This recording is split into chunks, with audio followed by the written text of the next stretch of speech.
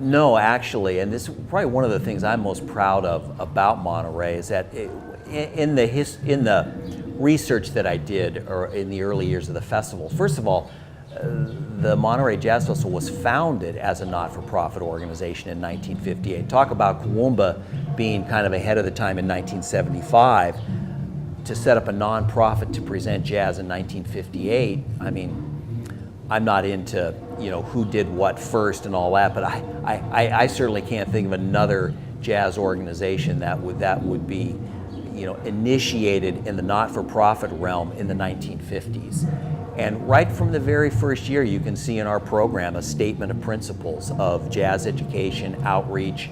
The money that the festival generates above its expenses goes into jazz education. So we're really one of the, one of the pioneers of jazz education.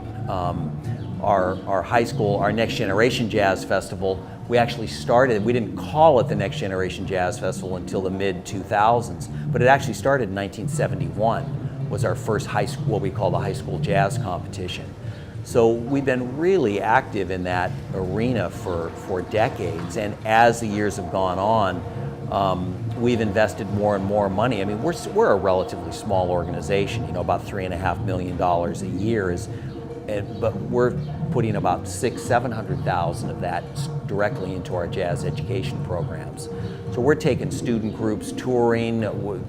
We've got our Next Generation Jazz Orchestra in Japan right now playing at Japanese jazz festivals. We've got a county-wide all-star band that we also take on tour. We have an Artist in the Schools program, a summer jazz camp, all sorts of activities that really,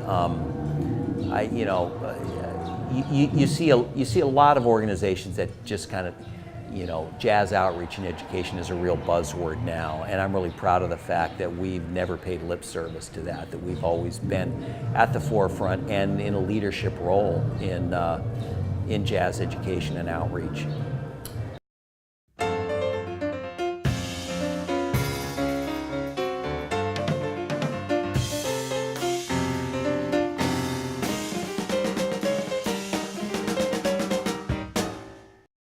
This is Tim Jackson from the Monterey Jazz Festival and Kawumba Jazz.